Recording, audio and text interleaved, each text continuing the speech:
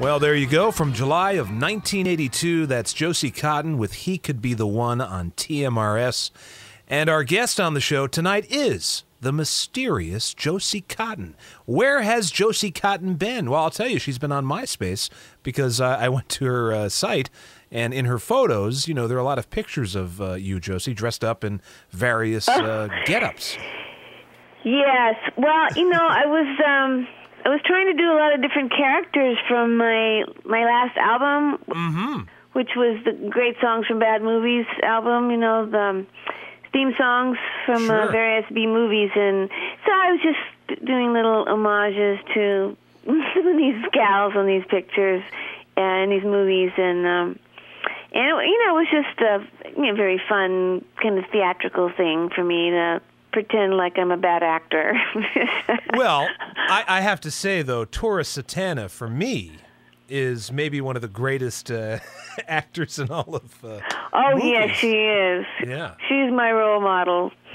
You know, Josie, I want to take you back to the very beginning of your career. Yeah, back in the Neanderthal times, wasn't it? Well, it wasn't that long ago. You were born in Dallas. No, actually, there's a lot of misinformation about me out there. I grew up in Dallas, but I actually was born in Missouri, in a town that no one from Missouri seems to have ever heard of. So I think it got wiped off the map or something because no one knows where Kirksville, Missouri is. I know exactly where it is. You do? Yes, because my family's in Marceline. No way. Yeah, sure. Kirksville is like about 20 minutes away, not even. So then it was off to Dallas. Yes. And then it was off to Los Angeles. Oh, yeah. Were you into music as a teenager, I guess? Were you, following music, collecting records and all that kind of stuff? Maybe the punk scene? You were interested in that, or? Well, I mean, my whole musical coming of age thing was really, in my teens and whatnot. So that was the punk thing influenced me, but I have to say I was just always influenced by all the music from the '60s and the whole British invasion and that seems to keep affecting music. People can't seem to shake the '60s off, and they keep rehashing it and reinventing it. Even the '80s was, I really think, very derivative of that era, and now we've dug up the '80s, which once again is like connected to the '60s, so it just keeps going, being recycled. And I would imagine that you must have also been into the '60s girl group sound, because I can hear some of that in your music. Oh yeah, I was very affected deeply by their very superficial lyrics, and that was it. And the British invasion was, I mean, that's a huge. I kind of grew up listening to that, so that's in my genetic structure, I guess. So then I want to get to your first record, Convertible Music, 1982. The single Johnny Are You Queer was before that, right? Yeah, I actually had a record deal before on some obscure label that went out of business before the record came out, and then Bump wanted to do a whole record, and we just thought, well, let's do a single on Bump, and which we did, and Johnny Are You Queer, and then Elektra picked it up, and the whole record. Yeah, that was '82 and whatnot. And I guess my big regret, if you're going to ask me that, was I think that I wish I'd stayed on Bump Records, honestly. I guess that's, the little labels just have a lot more integrity, or did. They're not even around anymore. The music business is pretty much, gone with the dinosaurs. But at the time, I think the little labels were really, much better situation for artists. Well, that's true, and believe me, around here we're all about indie labels, but I could see where you would want to sign with Elektra, just to get your record out there in a bigger way, and get that record in shops. Well, but the irony is that it was Bump who had the massive publicity. They got us more publicity than I mean, I could ever imagine. And then Elektra was the one who really dropped the ball and couldn't get records in the stores. They were afraid of that song, and they killed it. They actually pulled it. And I don't know, it's kind of why they signed me, and then it was like, ooh, they were just scared of it. And I think there was political pressure from the left and the right to kill that song. Is kind of all the evidence that keeps coming back to me. It was dangerous, you know, it was something.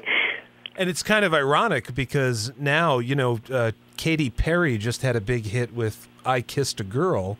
Right. Now that song could be a hit all over again today. Yeah, it was funny when Jackass 2 came out. All of a sudden, all my fans were like 15-year-old, girls and guys, and on MySpace it kind of definitely recycled back again. But it's so funny to me because still, I just went through this whole thing with they wouldn't let me put Johnny A. Queer on MySpace. All of a sudden, it was the publishing company that said no, and now they let me put it back on. Thank you.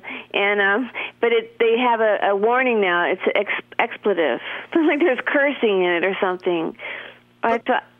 Yeah, but the song is not. The song is not an attack. No, I know. Being gay. Anybody who's heard the song gets the joke, Yeah, it's the most innocent thing, and that's why the people on both sides just were so taken aback, and the religious right thought I was trying to promote homosexuality, and and on the other side they thought it was, I don't know, it was some kind of a strange. Reaction in the world. I was kind of surprised when people just had a meltdown over it, But even, nowadays, obviously the gay community doesn't have a problem with the song. Oh, no. Yeah. There's all, I for the queer folk and, sure. and queer nation, all that. And at one point I sent a message to the band, the Queers, and I said, "You're welcome." I heard nothing back. I don't think they got it. Well, let's listen to what all the hubbub was about, and then we'll come back and we'll talk some more with Josie Cotton. You're checking out That Modern Rock Show with Ghosty. Our guest is Josie Cotton. Josie, you had another hit right after that with He Could Be the One. Yeah, that was actually a bigger hit for me than Johnny. Yeah. Johnny was kind of an unhit, Right. Also, you performed both of those songs in the film Valley Girl. Yeah. So that was even more exposure. Yeah, sometimes I think if it hadn't been for that movie, I might have, people might have really forgotten me, because that seemed to have been a coming-of-age movie for a lot of guys. I thought it would be girls, but I met so many guys in their 30s where that was the movie where, and the moment when they came into their, I don't know, identities or something. And musically, especially, and just seeing people who were, just more arty, in the world, with the new sound that was right. that was coming around. Well, I'm a guy in my 30s, and that's one of those movies for me. I can explain it to you. I see. Yeah, well, it's because every guy feels like they're a schlub. There's always a girl in school or whatever that you put on a pedestal. So every guy sees that movie and says, "Oh, I'm just like the Nicolas Cage character, and wouldn't it be great if, the sweet, nice, upper-class girl paid attention to me, and then I got her to be hip," and it's a whole young male fantasy. That is how it was explained to me too. And but the funny thing though is a lot of those girls were cheerleaders, and the cheerleaders end badly. I would say in this world, and it's the kind of like messed up girls, who end up to be the interesting ones. I don't know. That's my theory. You know what I'm saying? The ones Sure. that weren't put on a pedestal, like they were the alienated, weird ones, and they have to fight for their identity. They can't just rely on being pretty and be able to, throw a pom-pom in the air or something. Well, there's not much call for leaping later in There life. isn't. Yeah. And I think there should be more leaping. I do. Well, then, after that film, you also had a hit with a cover song, Jimmy Loves Mary Ann. Yeah, Jimmy Loves Mary, especially in Europe. That seemed to do, have a response over there. Yeah, that was probably the wrong single and to put out first out of the bat. But you don't know when you're going to be dropped, so you can't really always time it exactly. That was a good song, though. It was a really good song. It was a really good song, but it's some kind of odd soap opera in the music business, especially back then. So, that was the end of your period with Elektra Records. Yeah, except my ongoing love-hate relationship with them. Right. But that was the end, and I pretty much dropped out of the music scene. Really, I kept making these records, and I've talked about this before, and I just couldn't bear to go back into that arena, of the music business. So I just like making records, and as soon as it became like possible that people would want to put it out, I just like, ooh, no, ooh, bye. Which was silly, because if you make music no one hears, is it music? That's the question.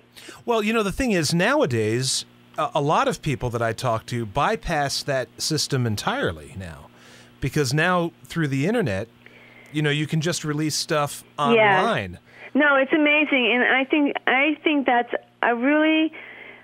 an incredible thing for music, because there's so much amazing artistic songwriting going on and production that they're not hemmed in by your A&R guy. Well, it's not commercial, won't sell in Milwaukee or whatever. It's just free flow of creativity, and I think that's fantastic, for just the state of music. The hard thing now is it's just getting paid. Yeah.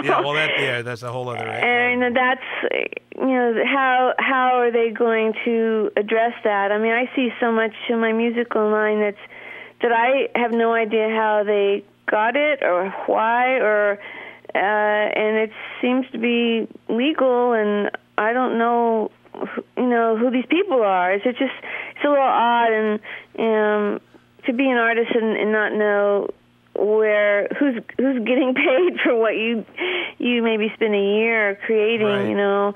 But I just hope they work it out in some technological way of to where it can be on the internet and still be fair for the artist. Well, your previous two records, Movie Disaster Music, right? And then Invasion of the B-Girls. Yeah. Now, how were they released? Well, I put them on my own label. I knew I wouldn't drop myself. Right. Although I am going to fire myself soon, so it all works out.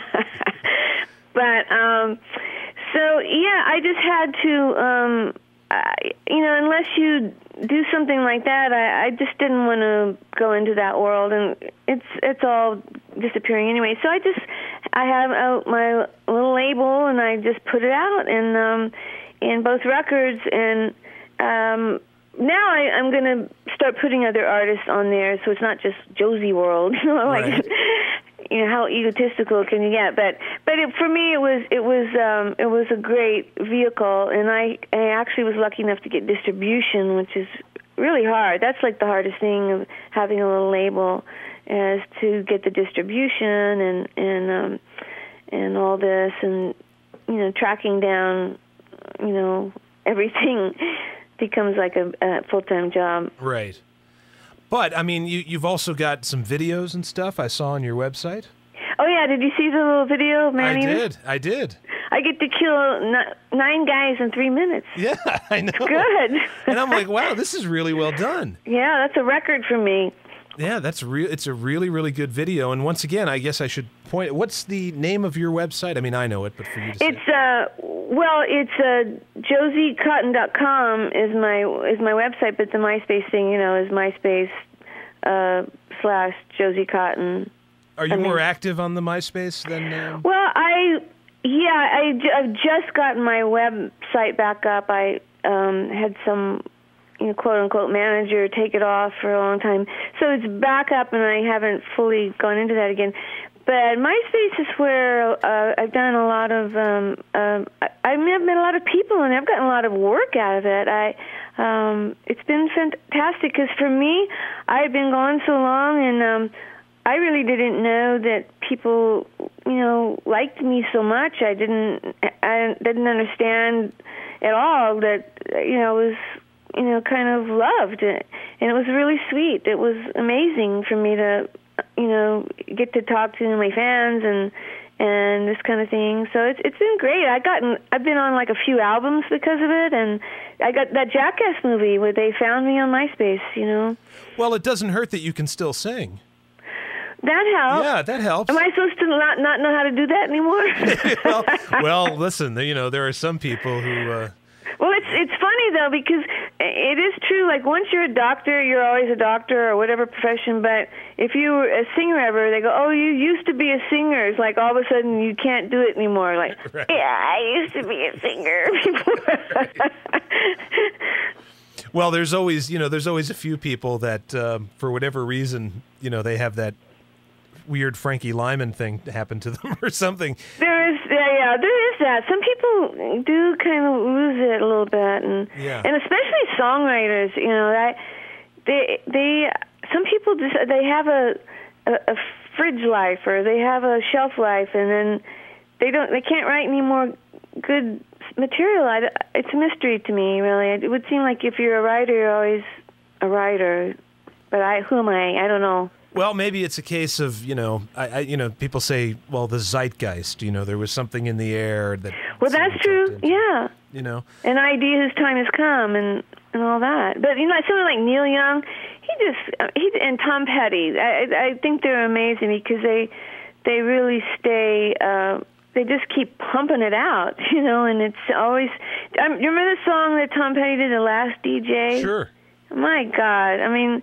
He just nailed it, and it was a sad song. I don't know, to me, and I'm sure to you too. Well, yeah, no, it is. A lot of people say, "Oh, you should play that to open your show," because we're a public radio station. Yeah. As opposed to commercial radio stations, which unfortunately are, all voice tracked from one central location somewhere else. And pretty much all owned by Clear Channel, right? Yeah, Clear Channel or, one or two of these companies, and they just play the same songs over and over and over again. Yeah, that's really sad, considering the irony that there is now all this great music and less places for, radio to accommodate it. Well, yeah, because back when you started out in the early '80s, obviously you had commercial stations, but there was a lot of creativity there. Like I guess in Los Angeles, it was probably K-Rock, right? Yeah, K-Rock was a really great. It was a really great place for young artists and people doing new music and whatnot. Now, I mean, sure 103, Indie 103. Yeah, I know that. Down. I know. I couldn't believe that because I'm like, how could you have it where you have Steve Jones with a show and Henry Rollins with a show? And it was the only cool radio station left in L.A., and it's gone. I want to read what happened exactly, but that was just bizarre. Yeah, well, from what I understand, I think someone took it over and they're playing top 40 music or something. Oh. So... yeah, well, that'll change. That'll change eventually because I think there's not a lot of money to be made in radio anymore, and I think a lot of these companies are going to get out of it. And then they'll start attacking the web. And then they take over the web, right? And then it's like, you're going to ruin this too. Yeah, they're always looking. See, the one of the great things about the internet is that it's freedom, and that comes with a price, obviously, because a lot of things get ripped off. Yeah. But at the same time, it is good in many cases, too, because a lot of people get their stuff out. In fact, if someone wanted to get Invasion of the Bee Girls and movie disaster music, could they theoretically just go to your website? Well, that's actually what we're setting up right now, but it's on Amazon. Amazon.com is got those records, and that's a great venue for, they're just kind of a one-stop shopping thing. So it's definitely on Amazon and CD Baby, but no one knows about CD Baby. Oh no, people know. Sure. Oh, they know? Oh yeah. All right. So, but yeah, so definitely you can buy it on there. Thank you. Well, excellent. And your older stuff, I guess, is who puts that out? I don't think Elektra exists anymore. See, that's what's so crazy, because Elektra's gone, and I don't know where where that stuff. Because people are buying those records, and I'm trying to straighten it all out right now. It's a mystery right now, but and I just have somebody really good helping me, sort it all out, and somehow it's just all over the place being sold, and I wrote most of the songs on those records, so I don't know. Well, yeah, there should be royalties, dude. There's some check for me somewhere. Yeah, somewhere. Ghosty. Do you have one for me? I don't have one, but when I put out when I get my label, then I'll do it. But tell us about your TV projects. Yeah, and I have this thing coming up on VH1. They're playing one of those new songs I have coming out, and it's like this really long interview, much longer than I thought. So that's really, a fun thing, because that's a huge audience, and I guess no one could find me in the world or something, and it was just. It's a mystery of where I went, and so somebody dug up my corpse. Well, people have been looking for Josie Cotton. I guess they have, yeah. And then I have this record I'm working on. I'm really, really excited about. It's pretty much a electro punk record. Oh, cool! And it's going to be a single coming from it, and with. Probably along with the VH1 show, since I'm going to have such a big audience, and so I'm working on this record. It's called Pussycat Babylon. Very cool. And you're also doing something for Magnet Magazine? Well, I've discovered something I really love, and that is writing words, not music. And I've just kind of fallen in love with the whole process. I've written comedy, and I've done various things like that, but I've never written articles per se. And they're actually it's going to be a 5-part series on pretty much. I'm talking about the movies that I took songs from my record. Right. Kind of like really crazy reviews and analysis, and just having a little, shot at these movies that I just love so dearly, and being able to give like a review like it would embarrass anyone to read. Very silly, and yet deep. Those are the two worlds I always try, and silly and deep. Simultaneously. It's hard to do. Well, we're going to hear some new silly and deep music from Josie Cotton, your new song, Man-Eaters. Josie, thanks for being on the show. And how do you like that? You finally talked to someone who knew where Kirksville, Missouri was. Now, that is strange. I thought I had been, born in a test tube, because no one would go, no, we never heard of that. And oh, really? And I'd look on maps. I don't know. They keep it as, down the down low. But Kirksville, is it a good town, or you can just tell me briefly in one word? Walmart. That's it. That's your word. So glad I have no memory. Yeah, there's nothing there. Farms. Nothing. And a Walmart. And a Walmart. That's it. And a highway. Oh, well, thanks so much, Josie. It was so